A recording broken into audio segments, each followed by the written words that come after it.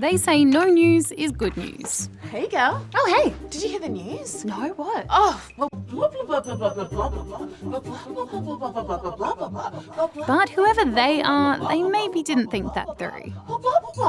Isn't that shocking? What? Oh, don't make me repeat it. That was weird.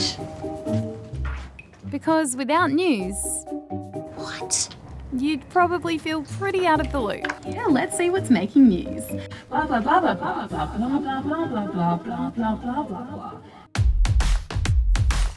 That's why some recent news about how Australians might not be able to get their news is, well, big news.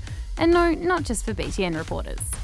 Facebook has announced it may stop Australians from posting and sharing news on its apps, including Instagram.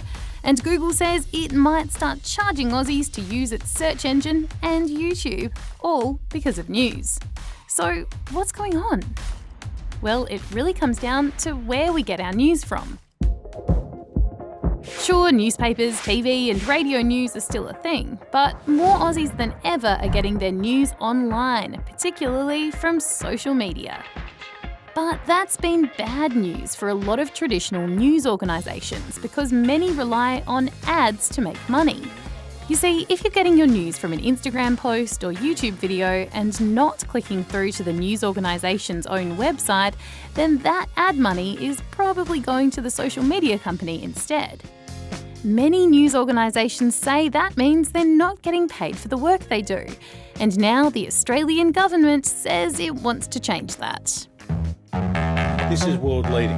In a world first, it's working on new laws which would force tech companies to pay for the news they publish.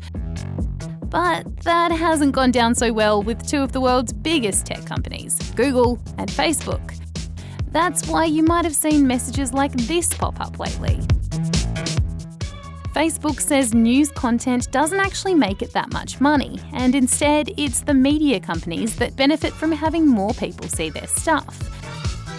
And Google says if the laws go through, they could have a big impact on search results, giving powerful media organisations an unfair advantage over the little guys. So they've both hit back, saying they may have to make changes to how they do business, like scrapping news on their platforms for all Australians, or charging Aussies to use them.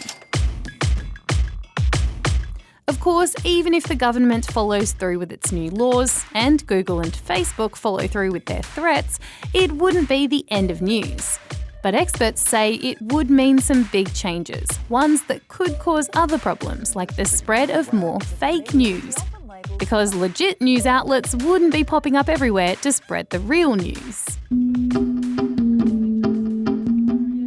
Plus, a newsless newsfeed would probably be more boring, and in my case, have even more cats on it. Not that I'm complaining. And for a lot of people, it would make keeping up with the news a bit trickier than before.